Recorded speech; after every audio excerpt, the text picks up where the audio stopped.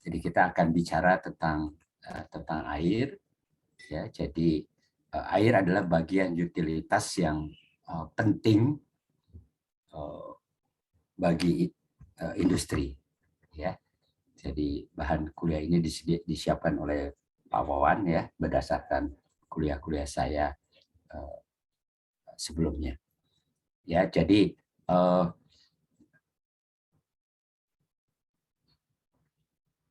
berkaitan dengan air, rasanya kita paham betul bahwa ya yang berkaitan dengan bahwa bumi kita itu sebetulnya bukan planet kita adalah bukan planet yang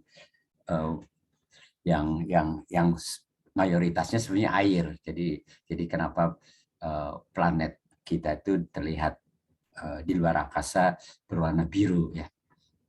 Ya, jadi karena 70% dari planet kita ini itu terdiri dari air, ya. Dan air itu mengalami siklus hidrologi, ya. Jadi muter-muter aja gitu, ya. Jadi ini yang jadi air itu cuma muter-muter aja gitu, ya. Nah, sebentar saya PowerPoint saya sebentar, saya share dulu, stop dulu sih.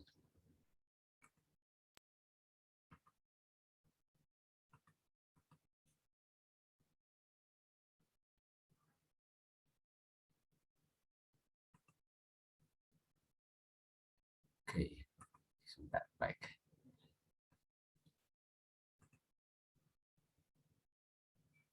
Oke, baik. Jadi kan semuanya hanya mutar-mutar saja, ya. Jadi air itu tidak ada yang hilang. Jadi hanya mutar-mutar saja, dan baik itu nanti berada di laut ataupun di air, sungai, dan itu hanya muter-muter saja, dan sebagian nanti akan juga menjadi air tanah. Ya, jadi itu yang kita pahami sebagai siklus hidrologi. Ya, jadi dan air tersebut bisa kita kategorikan dari sumber-sumbernya, ya. Saya sudah tahu bahwa sebagian besar itu adanya di laut. Nah, sedangkan yang bisa kita kelompokkan ke air tawar itu adalah air permukaan, ya, mungkin yang tradisi yang kita kenal betul, sungai, danau, ya, kemudian air tanah dan juga air hujan. Ya, jadi ini adalah sumber-sumber air yang disediakan di alam, ya. Jadi ini yang dimanfaatkan. Jadi nanti industri akan memanfaatkan air-air ini, ya. Jadi air laut, air tawar, ya, mungkin yang tergantung dari lokasi dari pabriknya. Ya, jadi industri itu ada di mana, ya. Jadi kalau dekat laut biasanya memanfaatkan air laut, ya. Tapi kalau dia berada di daratan yang jauh, maka memanfaatkan air permukaan, air tanah, atau di beberapa kota kan bisa mendapatkan dari perusahaan yang menyediakan air. Nah, tapi terus ya seperti PDAM, ya, kalau di Indonesia itu. Nah, dari PDAM itu sumber airnya dari mana? Ya, jadi kebanyakan ya dari sungai, ya. Kebanyakan itu dari sungai. Ya, beberapa mungkin ada yang dari sumber mata air, ya, dari spring water, ya. Jadi sebenarnya itu dari air tanah yang keluar kemudian menjadi mata air. Nah, kalau kita perhatikan air ini tadi kan sudah disampaikan di dalam video pendek itu, ya, kalau yang sudah masuk, ya. Jadi air itu punya properties yang polar dan negatif dan positif. Jadi air itu kan kalau dilihat dari dari molekulnya sebetulnya sejenis dengan H2S sebetulnya. Ya, jadi sedangkan ini H2O, ini H2S. Nah, kemudian kenapa H2O ini air itu berada dalam fase cair pada temperatur mulai dari 0 ke atas itu mengapa menjadi cair? Tadi disebutkan ya, seharusnya kan kalau melihat dari propertisnya seperti H2S, seharusnya dia dalam fase gas gitu ya. Nah, tapi kenapa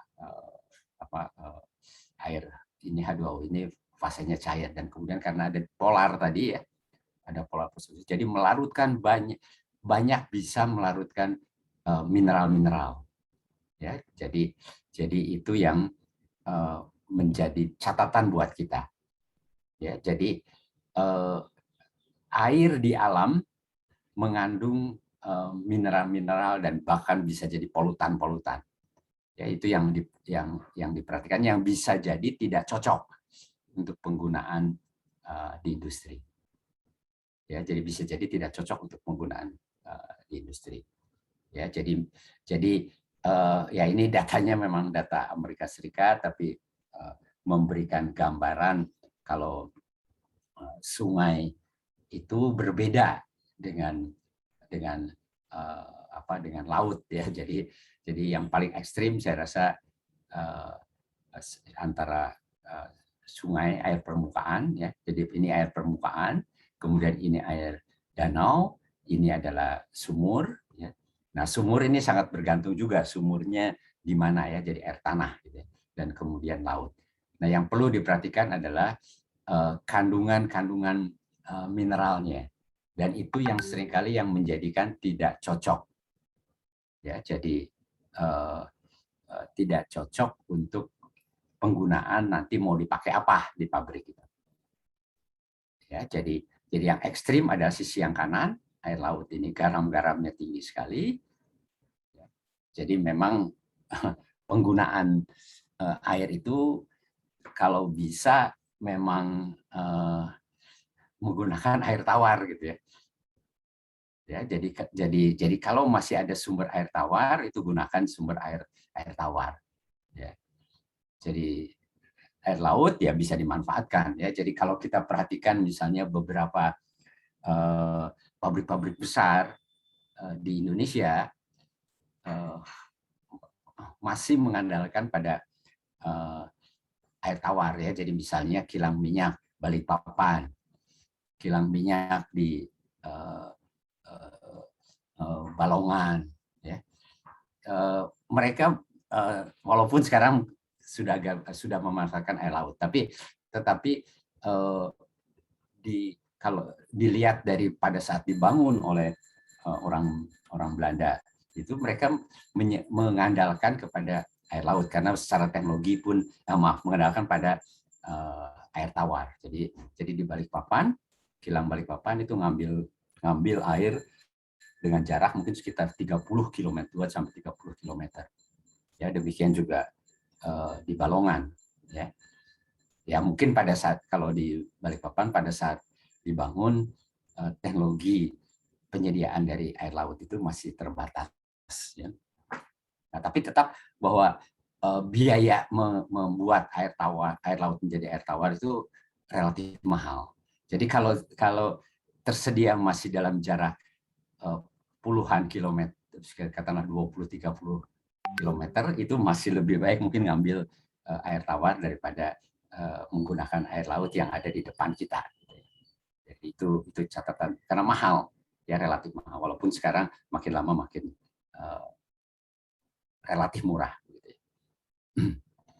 Ya, demikian juga kota-kota ya, kita tahu ya, kota-kota di banyak negara ya, kecuali memang nggak ada sumber air tawarnya seperti Timur Tengah ya, terpaksa menggunakan air laut. Tapi di banyak negara tetap memanfaatkan air tawar ya, termasuk Singapura relatif baru saja memanfaatkan air laut. Jadi baru itu mau saya mungkin dalam 15 tahun terakhir. Sebelum-sebelumnya tetap memanfaatkan air tawar untuk kotanya ya. Termasuk kita tahu membeli dari Malaysia. Nah, ya jadi catatan yang dikasih warna merah itu nanti dilihat lagi itu adalah umumnya lah mineral-mineral. Ya, jadi mineral-mineral yang pada air laut itu konsentrasinya tinggi. Ya, jadi itu pesannya. Jadi yang untuk di dalam penggunaan air itu adalah lihat kandungan-kandungan mineralnya. Ya, dan catatan berikutnya dengan sungai yang makin tercemar, maka perhatian lain adalah senyawa organik. Ya, jadi itu yang sekarang harus kita perhatikan. Ya, yang pertama dulu hanya memperhatikan mineralnya, kandungan mineralnya, tetapi sekarang adalah polutan seperti senyawa organik, ya, karena limbah dari kegiatan manusia atau industri itu masuk ke badan air. Ya, jadi itu yang walaupun kita tahu bahwa terbanyak ini, jadi kalau mau dilihat sumber air itu sumber air yang mudah diakses, yaitu air tawar. Ya, air tawar itu secara kuantiti itu jumlahnya sangat kecil, ya. Ya, jadi ini yang perlu menjadi perhatian kita juga. Ya, jadi air terbanyak itu di laut. Ya, yang bisa kita akses dan murah itu adalah dari sungai dan danau, dan kemudian nanti yang berikutnya adalah air tanah harus kita gali. Tapi kan jumlahnya itu sebetulnya kecil sekali dengan ketersediaan air yang ada di permukaan bumi. Ya, jadi es di kutub, ya jadi mengapa kalau global warming itu permukaan laut itu akan naik, karena cukup besar juga itu 1,7% itu. Sungai dan sebagainya itu, danau segala macam itu cuma 0,00 aja jumlah air yang ada di permukaan bumi. Ya, jadi ini yang perlu kita perhatikan, bahwa secara kuantitas air itu terbatas. Ya, jadi air itu terbatas.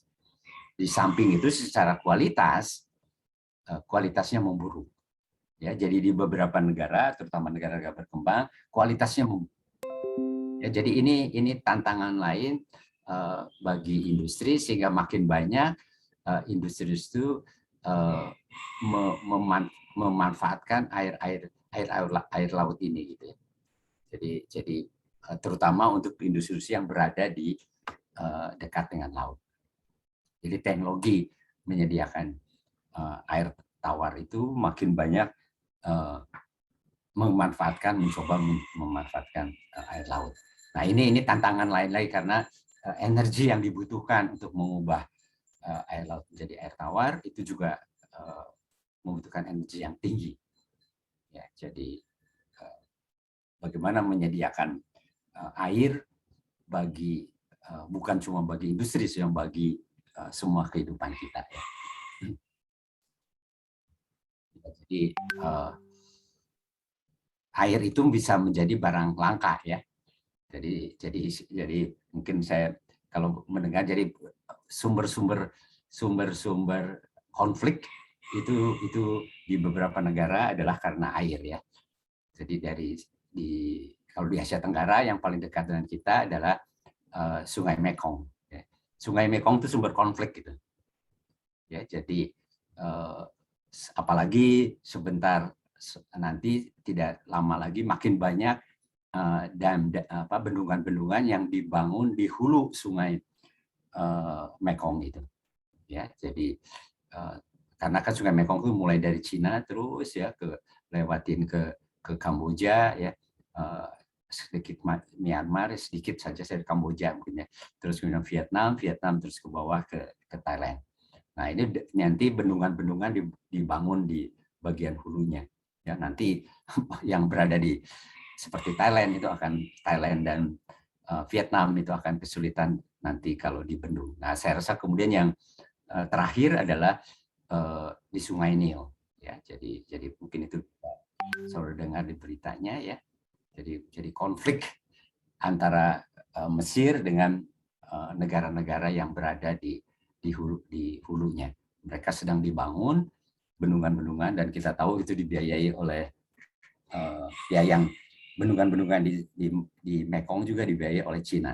Ya, demikian juga bendungan Sungai Nil itu dibiayai oleh Cina. Ya.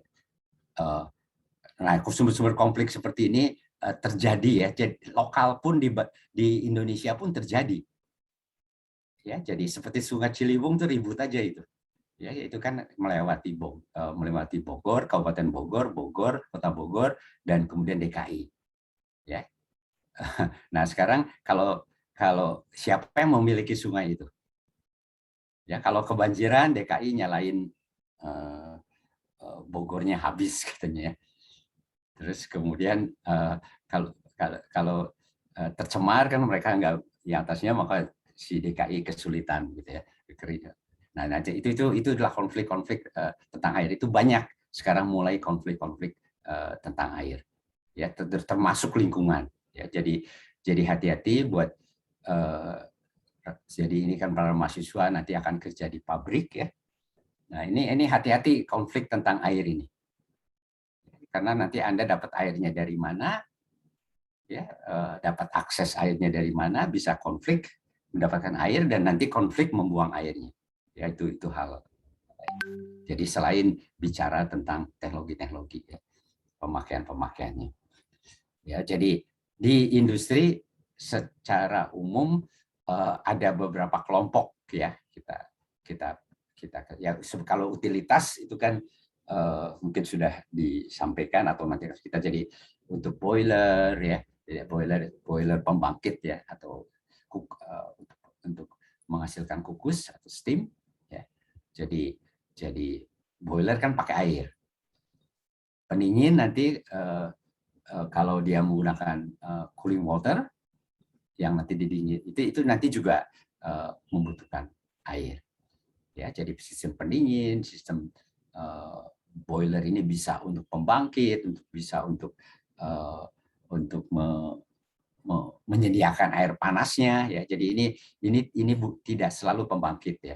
Jadi boiler ini bisa juga dipakai untuk pemanas ya. Jadi untuk pemanas, pembangkit, untuk kemudian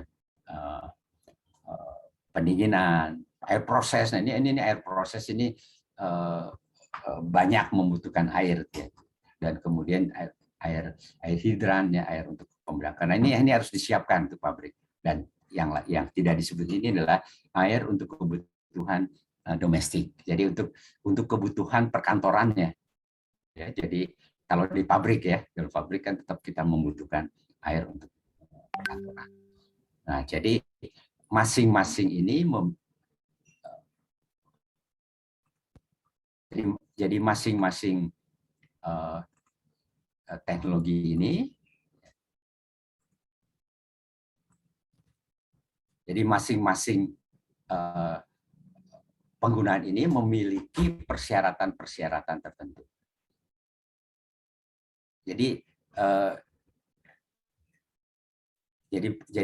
poinnya ada itu membutuhkan persyaratan-persyaratan tertentu ya. Jadi untuk penggunaan nanti mau dipakai untuk air di ketel ya, untuk boiler ya, penggunaan nanti sebagai air pendingin, air proses ini macam-macam persyaratan ya. Jadi itu yang perlu diperhatikan. Jadi intinya cuma gitu aja. Jadi satu, kita tahu kualitas air bakunya seperti apa, kemudian persyaratan penggunaan itu bagaimana.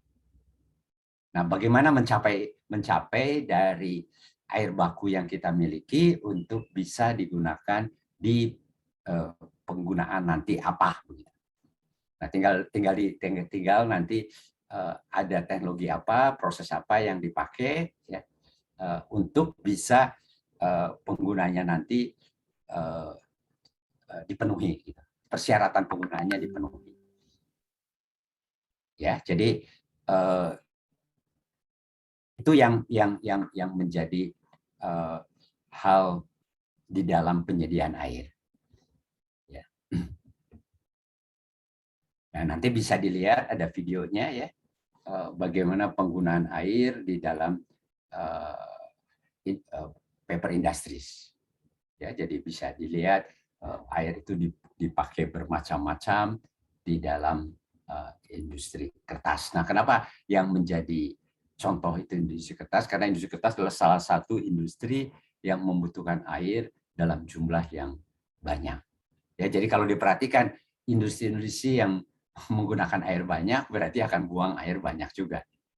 Ya, karena kan air itu tidak akan masuk di produknya kan. Ya, jadi kertas kan nggak ada, jadi berarti akan keluar sebagai air limbah. Ya, jadi industri kayak begini, tekstil ya, perhatikan pasti akan berada di pinggir sungai. Gitu. Ya, jadi berada di badan air, di pinggir badan air, supaya bisa sesegeranya untuk di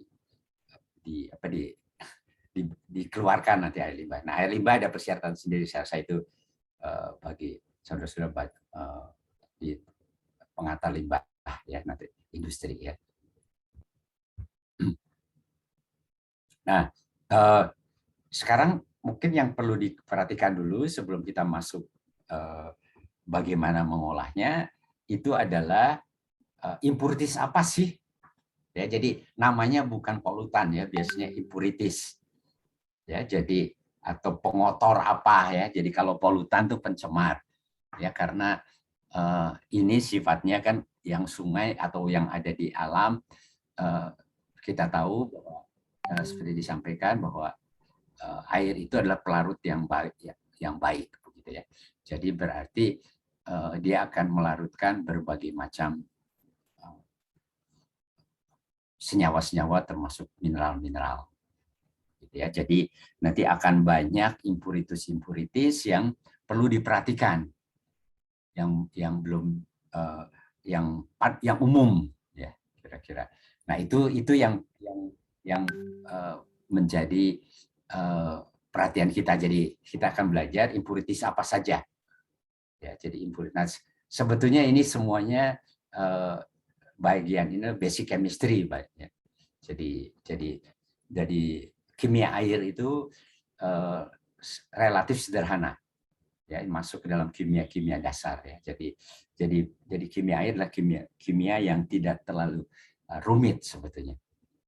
Ya, tetapi hal yang menjadi penting. Jadi kalau kita mempelajari, melihat kembali apa yang sudah dipelajari di kimia dasar, maka sebetulnya bagaimana nanti mengolah, bagaimana nanti mengatur, memenuhi persyaratannya, ya kita menerapkan reaksi-reaksi kimia tersebut, ya supaya impuritiesnya, polutannya bisa kita kurangi. Nah, secara umum bisa kita bagi menjadi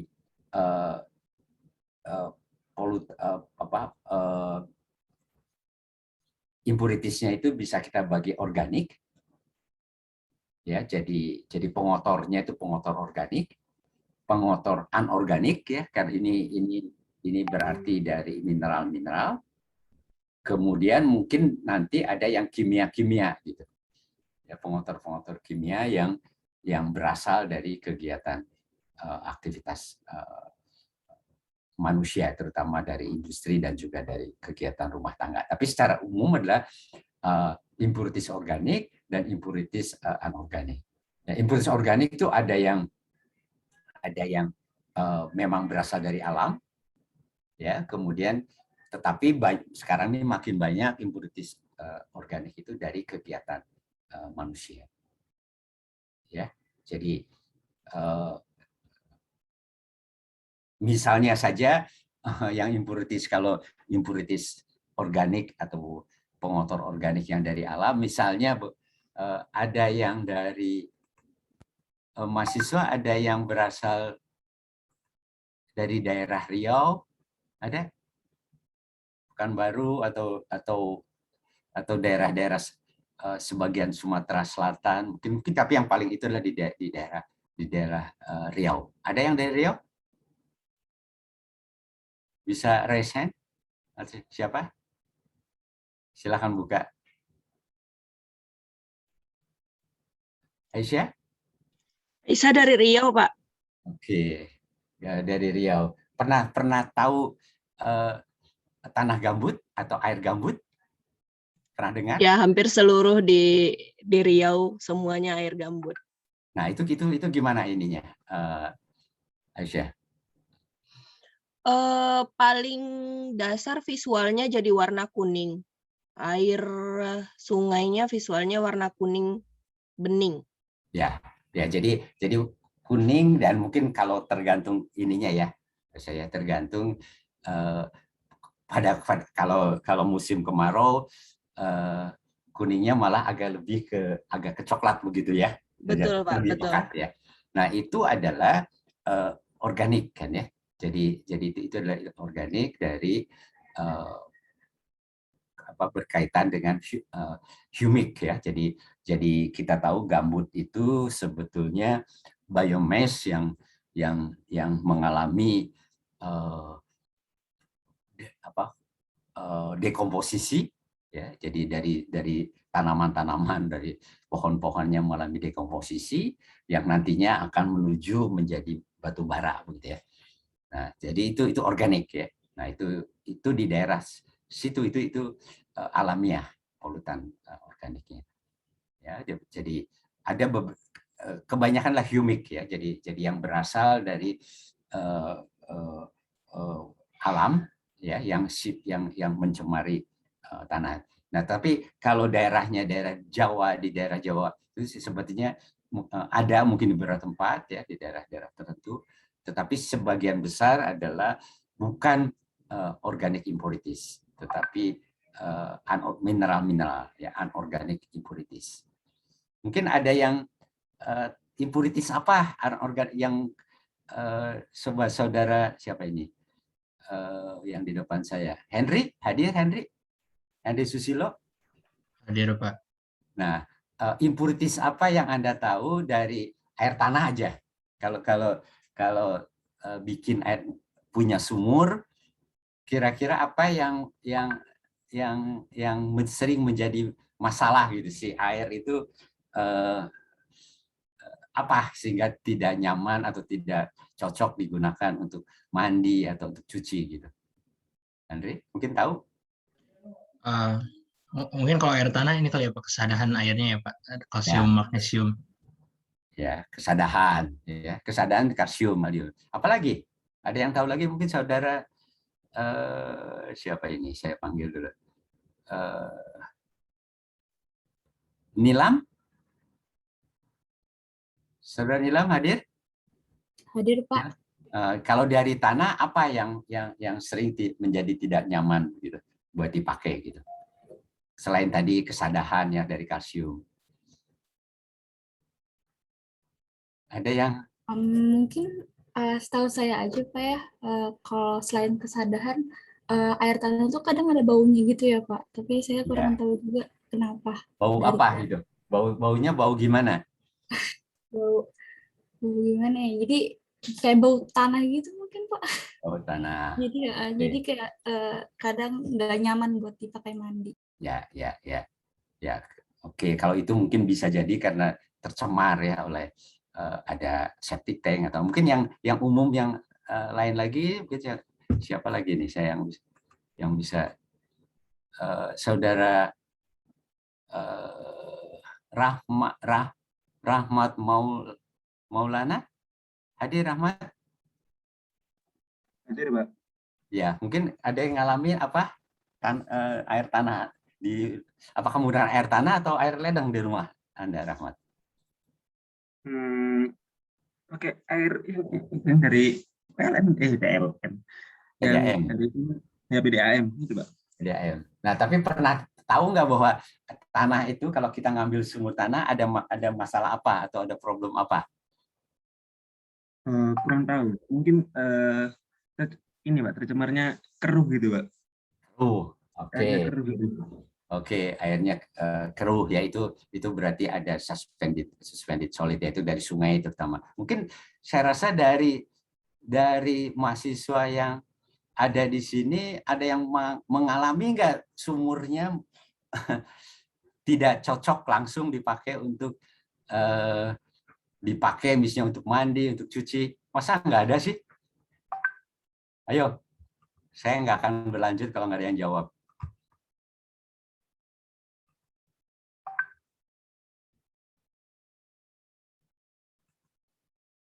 Ayo, mahasiswa.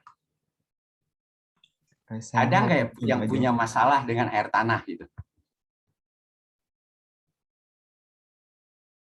Permisi, Pak.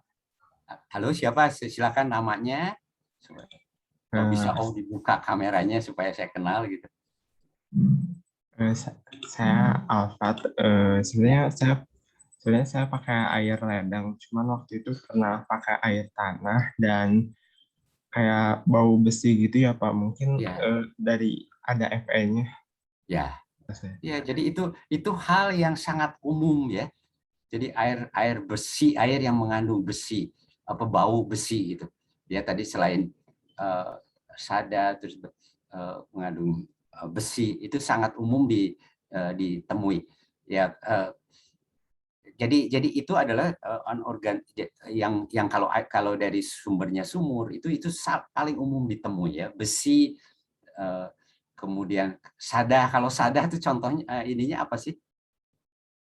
Jadi Henry ya, Henry kalau sada itu apa bedanya antara air sada dengan air yang biasa gitu? Tadi sudah disebutin kalsium gitu. Apa sih bedanya? Kalau nggak salah sih lebih keruh ya Pak, dari kekeruhan ya. Enggak, kalau keruh kan bukan kesadahan, keruh kan ya memang keruh. Biasanya kalau air sumur itu tidak keruh ya. Jadi yang keruh adalah kalau dari air permukaan. Nah, sadah itu apa sih ciri-ciri air sadah itu? Di dalam penggunaannya ya. Dan tadi sudah disebut betul itu adalah kalsium dan magnesium sebetulnya. Ada yang tahu? Saya mau jawab, Pak. Oke, silakan. Siapa namanya? Silakan. Najmi, Pak. Oke, silakan. Setahu saya kalau misalkan airnya sadah gitu, Pak, dia itu kalau dipakai begitu kita lagi pakai sabun gitu, dia nggak berbusa, Pak, sabunnya. Ya. Jadi kita itu adalah ciri-ciri sadah itu. Ya, jadi kalau kita pakai sabun nggak berbusa, dan kita harus tambahin sabunnya agak lebih banyak supaya berbusa. Jadi yang menggunakan air tanah yang mengandung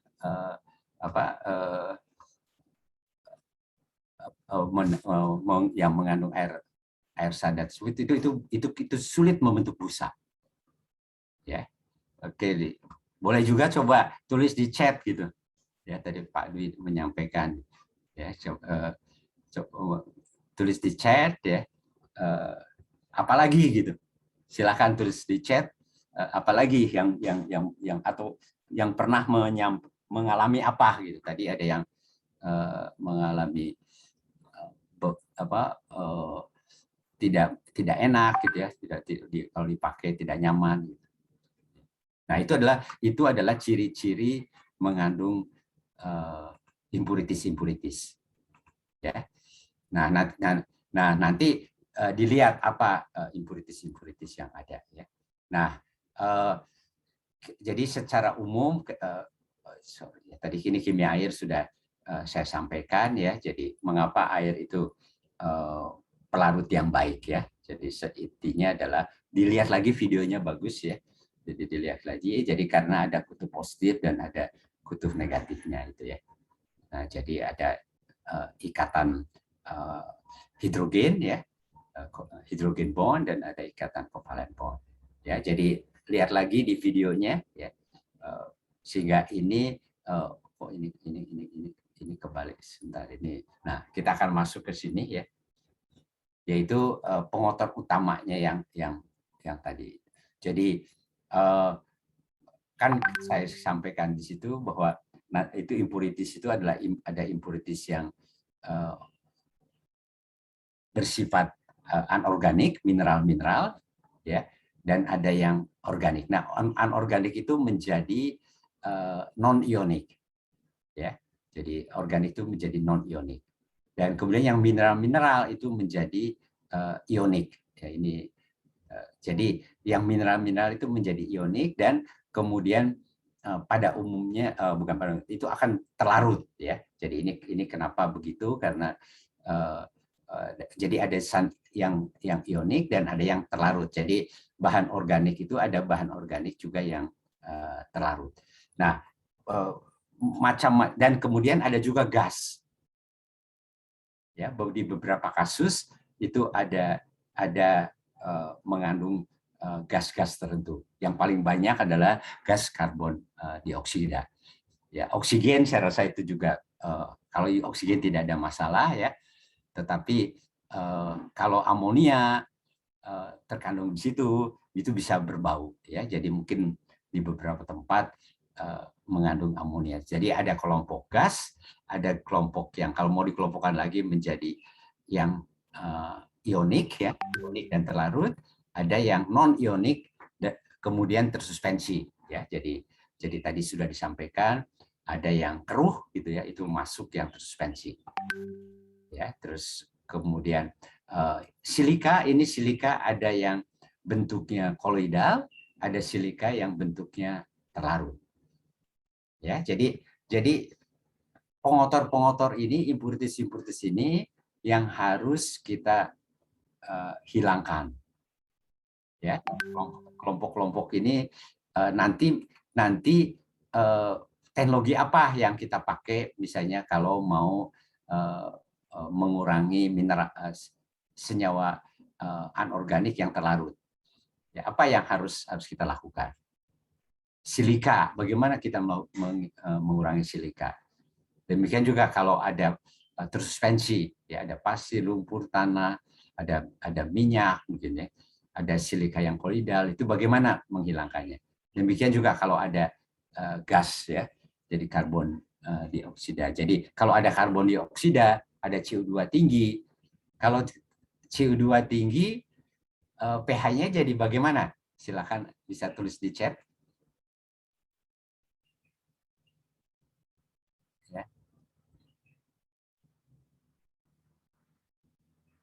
Ya, pH-nya turun, betul, ya, saudara Oliver. Jadi kalau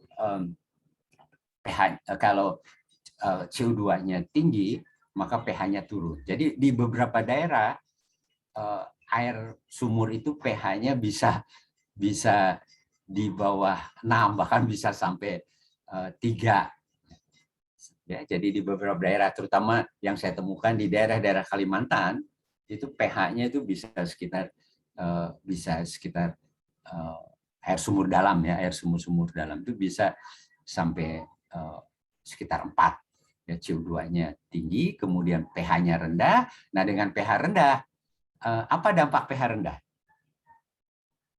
Ya, jadi pH rendah itu akan melarutkan banyak mineral jadinya, termasuk besi.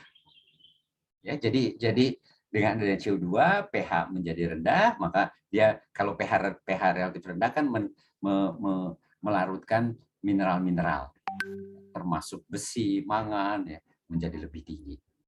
Ya, jadi itu yang harus kita perhatikan. Ya, jadi pengotor ini ya ini breakdown-nya. Jadi pengotor ionik itu apa saja, ya. Jadi di sini adalah pengotor ionik adalah ion yang bermuatan, ya. Kemudian bisa dalam bentuk kation, bisa dalam bentuk anion. Nah, ini adalah kation-kation yang umum ditemukan.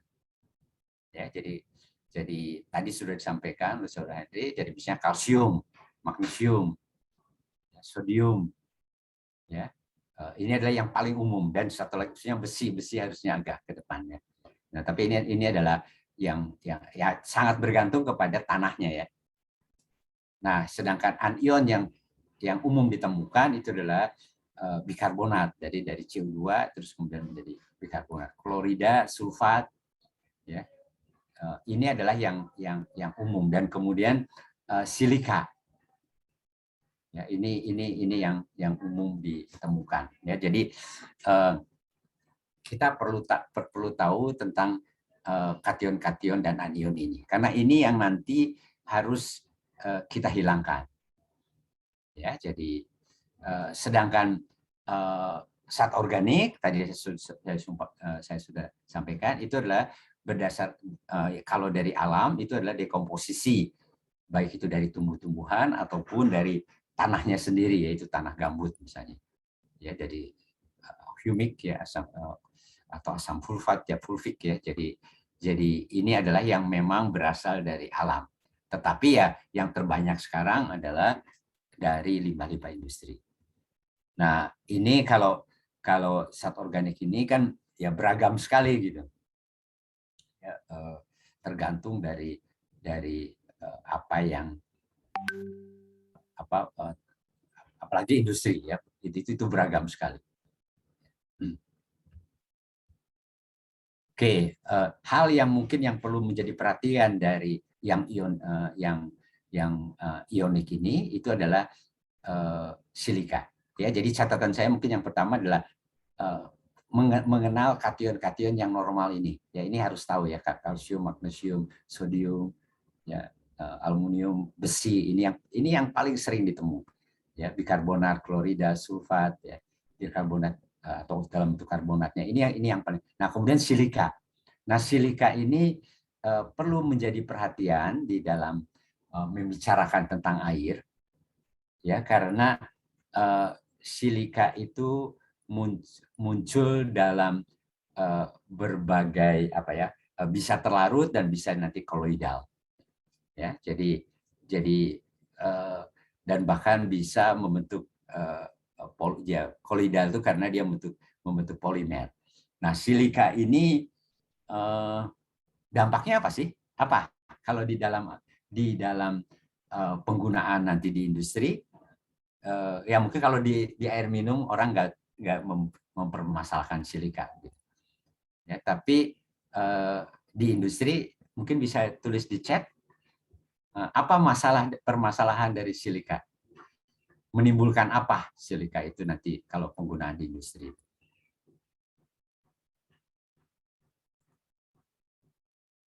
Ya, jadi saudara Henry mengucapkan yaitu kerak. Betul sekali, ya, kerak. Dan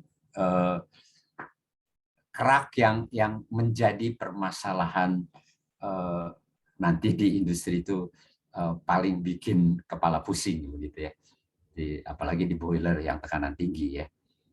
Jadi tetapi juga bukan cuma di boiler, tapi di peralatan-peralatan memang yang paling utama adalah kerak. Nah, silika itu bahan baku apa sih? Mungkin saya tulis di chat. Silika itu ditemui di mana, di produk apa sih silika itu? Kaca, ya, betul sekali. Ya, jadi kaca. Jadi silika itu nanti kalau membentuk kerak, nanti kerak itu mirip dengan kaca.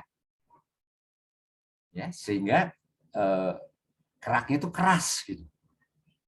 Ya, jadi mirip dengan kaca. Kerak itu ada dua ya, ada akademosilikat, yang lain adalah kesadahan, jadi kalsium. Ya, jadi kalsium, magnesium itu akan bikin kerak juga. Tapi kalsium dan magnesium kan kita tahu itu kapur. Jadi keraknya relatif rapuh gitu, atau mudah untuk dibersihkan.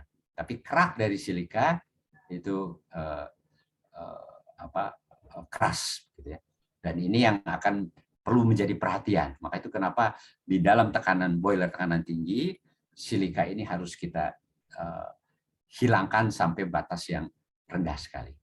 Ya, jadi ini tadi sudah disampaikan di dalam dalam videonya ya. Jadi itu adalah pelarut yang universal ya. Nah, nanti di dalam melarutnya itu ya tadi kan ada kation, ada anion, begitu ya. Maka dalam pasangannya ya walaupun sebetulnya masing-masing kan ionik sendiri-sendiri, tapi kan ya apakah sebetulnya berseri kalsium sulfat, ya kalsium bikarbonat, ya. Jadi kalau mau dipasang-pasangkan itu berasal dari garam-garam apa saja. Ya saya rasa sebagai orang yang pernah belajar kimia dasar paham betul ini ada nanti kalsium karbonat, kalsium bikarbonat, kalsium sulfat, ya, sodium natrium harusnya mungkin ya, natrium bikarbonat, sulfat. Jadi ini adalah nah silika ini ada dua, yaitu ada silika terlarut dan nanti ada silika yang kolidal. Nah besi ini juga kalau mau dipasang-pasangkan itu dalam bentuk besi bikarbonat, besi hidroksida dan sebagainya. Nah ini mineral-mineral ini yang paling perlu kita perhatikan.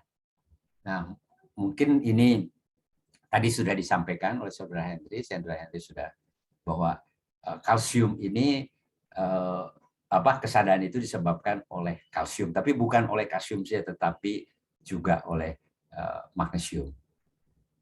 Ya, jadi kalsium dan magnesium ini yang membentukkan kesadaran. Jadi apa itu kesadaran ya? Tadi cirinya sudah disampaikan bahwa ciri yang paling utama adalah kalau air sada itu kalau kita cuci tangan pakai air sada terus kita kemudian pakai sabun, maka si sabun tidak mau membentuk busa gitu. Ya, kenapa? Coba cari nanti ya. Kenapa kalau ada Ca dan Mg si sabun itu tidak mau membentuk busa? Ya. Jadi coba cari kenapa. Nah, kesadaran ini dampak kalau di industri adalah membuat menjadi kerak. Ya. Jadi dalam bahasa Inggris kesadaran itu apa? Ya di sini tertulis ya. Kesadaran itu apa dalam bahasa Inggrisnya? Nah, ada yang nulisnya, ada yang chatnya. Ya hardness, itu Henry. Ya jadi hardness. Ya, tapi tidak diterjemahkan menjadi kekerasan ya. Jadi, hardness ya. Nah, jadi kenapa hardness? Ya, mungkin kita akan kenapa dalam bahasa Inggrisnya hardness? Jadi disebut dengan hard water.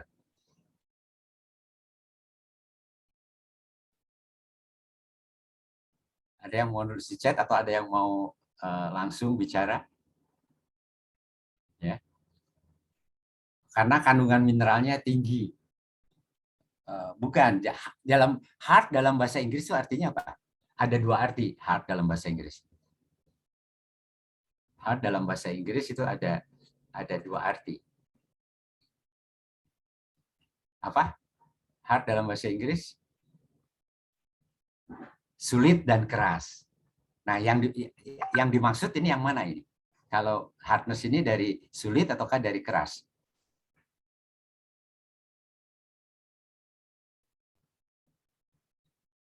Ya, karena sulit karena sulit dipakai untuk mencuci. Ya sulit membentuk busa, sulit. Nah, itu, memang munculnya dari situ. Hardness itu kesulit pada saat dia pakai sabun, kok nggak muncul busanya. Jadi dia tambahin lagi sabunnya, gitu ya. Nah, kenapa itu? Coba pelajari. Ya, jadi nanti ada angkanya ya. Jadi hard water itu masuk dinyatakan dengan miligram per liter sebagai CaCO3. Ya, terus nanti ada angkanya mana yang masuk hard water, mana yang soft water. Oke, mungkin ada pertanyaan sebelum kita akhiri.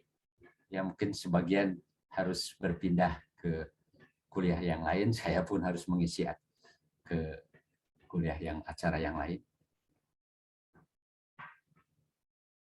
Silahkan ada pertanyaan mungkin yang hadir Pak siapa aja nih, Pak Hari atau Pak Heri atau apa, mungkin ada pengumuman atau Pak Tirto atau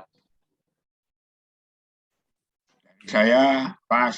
Terima kasih Pak bisa ikut menyimak. Tidak ada, Pak.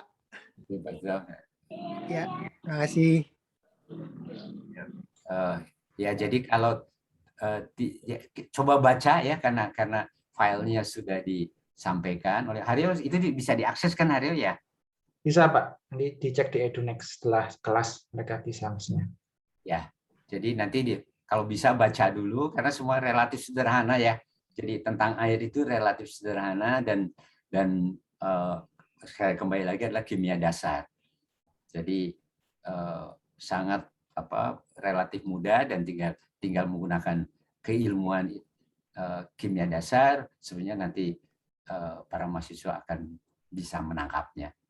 Dan bisnis air ini ya termasuk juga boiler, cooling motor dan sebagainya, itu di banyak pabrik itu menjadi outsourcing ya. Jadi tidak dilakukan oleh pabriknya. Jadi banyak alumni teknik kimia yang bekerja atau yang mempunyai perusahaan menangani air dari pabrik orang lain. Itu banyak gitu. Ya, jadi saya rasa dari sekian banyak mahasiswa, kalau ketemu saya 10 tahun lagi atau beberapa tahun lagi, pasti akan ada yang bergabung dengan perusahaan itu. Ya, jadi perusahaan-perusahaan yang ngurusin itu Pak Heri. Banyak tuh Pak Heri ya. Iya. Bahkan bikin perusahaan lagi. Ya, dari perusahaan itu bikin perusahaan lagi karena memang barrier-nya nggak terlalu tinggi begitu. Iya.